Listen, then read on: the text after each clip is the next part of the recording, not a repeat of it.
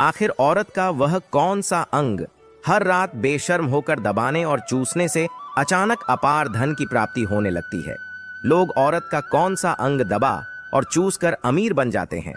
जो भी मनुष्य औरत का यह अंग दबाता या चूसता है, उसके घर में सदा मां लक्ष्मी का वास रहता है और महालक्ष्मी की कृपा सदैव बनी रहती है।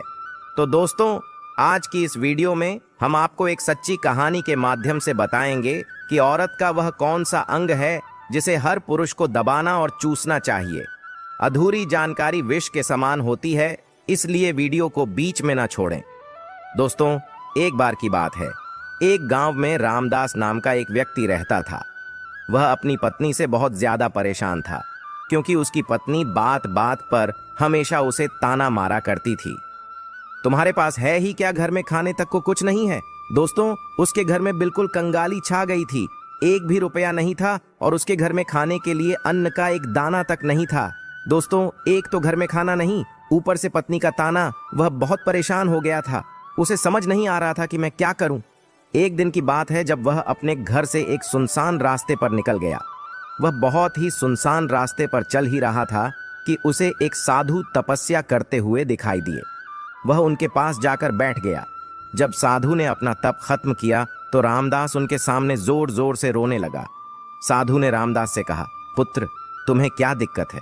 तुम क्यों रो रहे हो? आखिर तुम्हें क्या परेशानी है? तब रामदास ने साधु महाराज से कहा, हे महाराज, मेरी एक पत्नी है जो कि मुझे रोजाना ताना मारती है।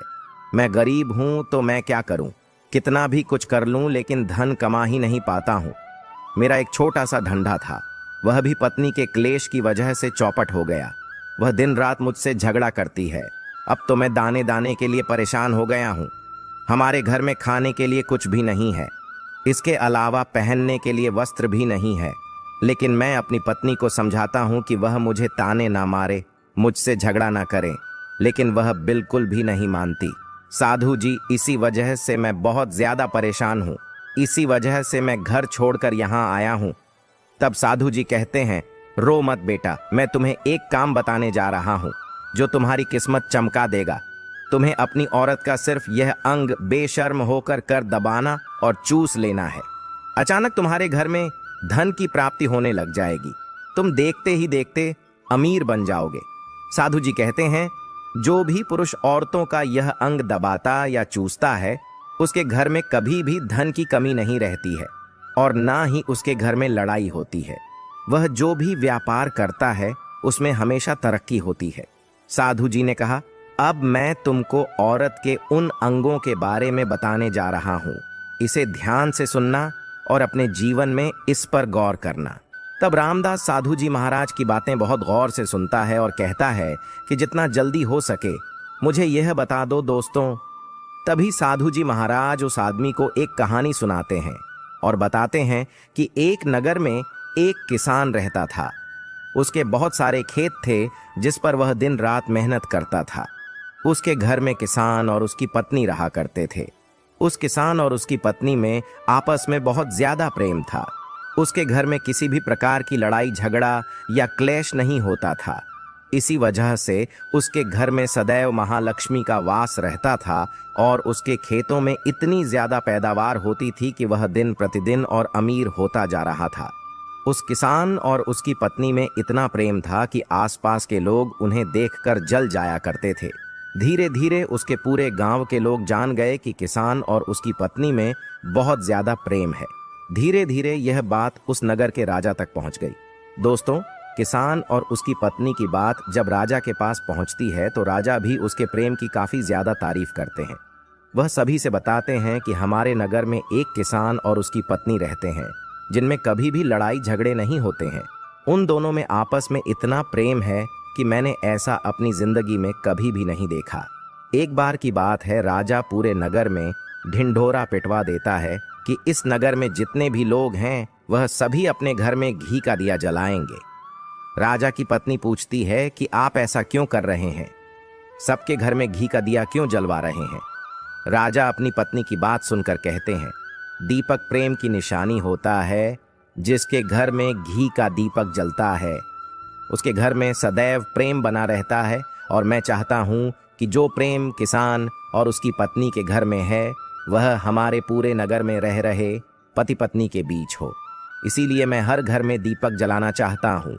दोस्तों, राजा के सैनिक जाते हैं और हर जगह नगर में डुग्गी पीट देते हैं और कहते हैं सभी के घर रात भर घी का दीपक जलना चाहिए।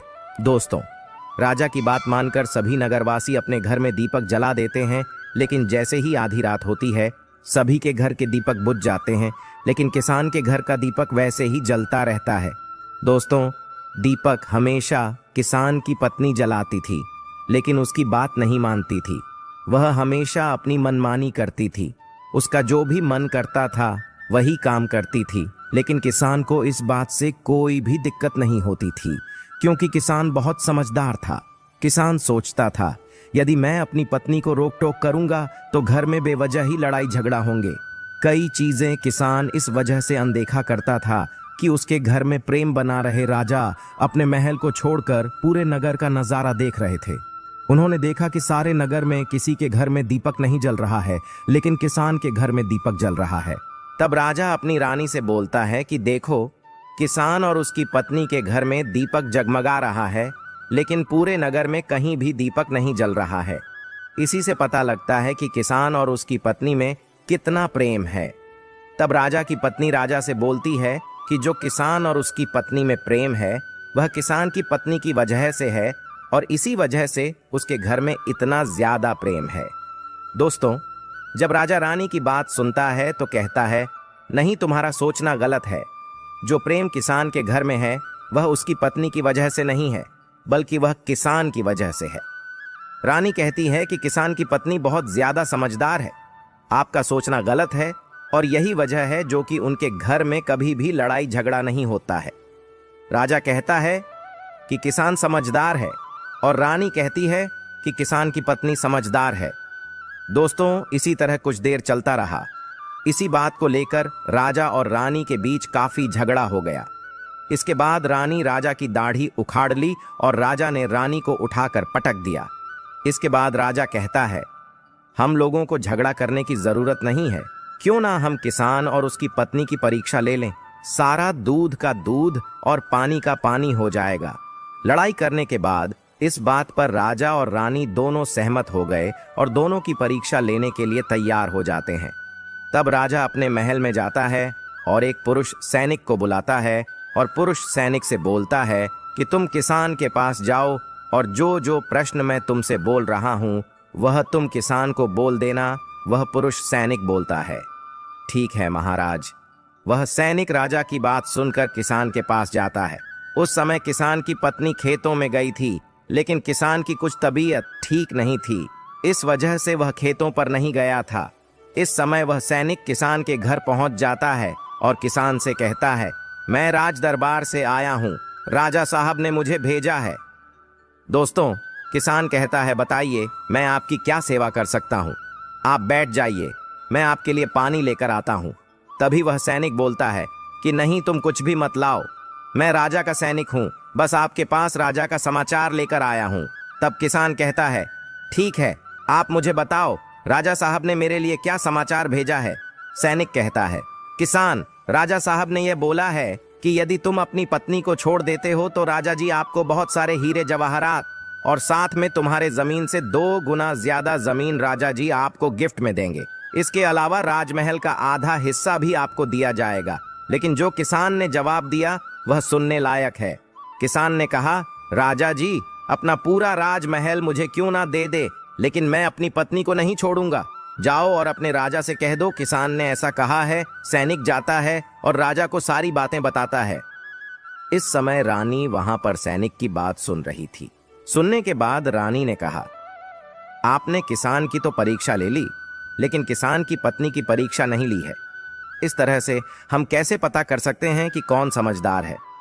इसके बाद रानी ने कहा कि अब मैं भी किसान की पत्नी की परीक्षा लेना चाहती हूं। जब दोनों की परीक्षा हो जाएगी तभी पता चलेगा कि कौन समझदार है। फिर रानी ने भी एक सैनिक बुलाया और कहा कि मेरी बात किसान की पत्नी को बोलना और याद रखना, यह बात तभी बताना जब किसान वहां पर ना हो। सैनिक ने पूछा कि रानी क्या बात बतानी है, वह तो बताओ। तो रानी ने सैनिक को सारी बात बता दी। सैनिक किसान के घर जाता है और उसके घर में आवाज लगाता है तो उसके घर से किसान की पत्नी निकल कर आती है और कहती है, बताओ क्या हुआ, क्यों ढिंढोरा पीट रहे हो? तो सैनिक ने कहा कि राजमहल से आया हूँ, मुझे रानी ने भेजा है। किसान की पत्नी ने कहा, बताओ किस लिए आए हो? तब सैनिक ने कहा, रानी ने बोला है, यदि तुम अपने पति किसान को मार देती हो तो आपको बहुत सारे हीरे जवाहरात रानी आपको देंगी और साथ में राजमहल का आधा हिस्सा भी आपको मिलेगा। इसके अलावा जितनी भी आपकी जमीन है वह तो आपकी रहेगी, लेकिन उसकी 2 गुना जमीन भी रानी आपको देगी। यह बात सुनकर किसान की पत्नी तैयार हो जाती है, कहती है, ठीक है, यदि मुझे रानी साहिबा देंगी तो मुझे मंजूर है, मैं अपने पति को मार दूंगी। तब सैनिक पूछता है कि रानी को कैसे पता चलेगा कि आपने अपने पति को मार दिया है? तभी किसान की पत्नी बोलती है, मेरे घर में जो दीपक जल रहा है, जब मैं किसान को मार दूंगी तो उसे बुझा दूंगी, तभी आपको पता चल जाएगा कि मैंने किसान को मार दिया है। अब सैनिक किसान की पत्नी की बात सुनकर राजमहल जाता है और रानी को सारी बात बताता है। किसान की पत्नी की बात सुनकर रानी बहुत अचंभित हो जाती है। राजा और रानी को स्त्री जात से नफरत होने लगती है। उसी समय राजा अपने नगर के सभी लोगों को बुलाता है और कहता है कि मैं चाहता हूं कि मेरे और मेरी पत्नी की वजह से किसान की जान ना जाए।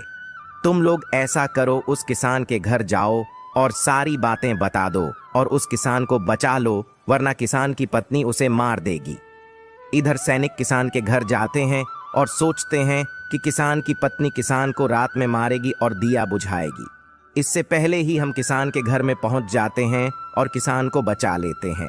दोस्तों, जैसे ही राजा के सैनिक किसान के घर पहुंचते हैं तो देखते हैं कि किसान तो मरा पड़ा हुआ है। तो सैनिक किसान की पत्नी से बोलते हैं कि तुमको तो किसान को रात में मारने के लिए बोला गया था, लेकिन आपने अभी किसान को क्यों मार दिया?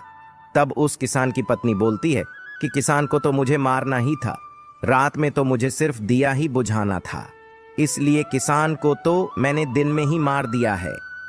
सभी सैनिक तुरंत ही किसान के घर से दौड़े दौड़े जाते हैं और राजा रानी को सारी बातें बताते हैं। राजा और रानी क्रोध से आग बबूला हो जाते हैं। इसके बाद राजा और रानी किसान की पत्नी को बंदी बनाकर लाने के लिए अपने सैनिक से कहते हैं। सैनिक जाते हैं, किसान की पत्नी को बंदी बनाकर ले आते हैं। राजा किसान की पत्नी से पूछता है, ऐसा तुमने क्यों किया? तुम लालची औरत हो, तुम्हें पैसों से प्यार है। तभी किसान की पत्नी ने जवाब दिया और बताया कि मुझे तो किसान को पहले ही मारना था, वह तो मैं कोई बहाना ढूंढ रही थी, क्योंकि किसान की आदत बहुत खराब थी, वह मेरे साथ बहुत खराब व्यवहार किया करता था। तो राजा ने कहा, ऐसा क्या करता था किसान? तो किसान की पत्नी ने जवाब दिया कि वह मेरे नाक का ऊपरी हिस्सा अपनी उंगली से हमेशा दबाया करते थे। इसके अलावा किसान एक काम और मेरे साथ करता था, वह किसान मेरे कान का पिछला हिस्सा अक्सर अपनी जीभ से स्पर्श किया करता था। राजा ने पूछा, ये बताओ, जब आप लोग गरीब थे तब क्या किसान आपके साथ ये काम करता था? तो किसान की पत्नी बोलती है, नहीं महाराज, तब ऐसा नहीं करता था। तब राजा ने कहा, मैं समझ गया कि किसान ऐसा क्यों करता था। उसी समय साधु जी ने रामदास से पूछा, तुम्हें कुछ समझ में आया औरत का कौन सा अंग दबाने तथा चूसने से लोगों को अचानक धन की प्राप्ति होती है? तो रामदास ने कहा, नहीं साधु जी, मुझे अभी समझ में नहीं आया। तभी साधु जी कहते हैं, अगर अभी समझ नहीं आया तो मैं फिर से आपको बताता हूं। किसान अपनी पत्नी के साथ जो पहला काम करता था वह है, उसके नाक के ऊपरी हिस्से को अपनी उंगली से दबाता था। तो जिस भी मनुष्य के घर में पैसों की किल्लत है उसे अपनी उंगली से औरत के नाक के ऊपरी हिस्से को जरूर दबाना चाहिए। दोस्तों, औरत के नाक के ऊपरी हिस्से को बहुत शुभ माना जाता है। इसी वजह से जो यह काम करता है वह हमेशा धनवान पुरुष बन जाता है। दूसरा काम है, जो भी पुरुष औरत के कान का पिछला हिस्सा अपने जीभ से स्पर्श करता है उसके किस्मत के द्वार खुल जाते हैं, उसे अचानक धन की प्राप्ति होती है। ऐसा इसीलिए होता है क्योंकि औरत के कान के पिछले हिस्से में माता लक्ष्मी का वास होता है।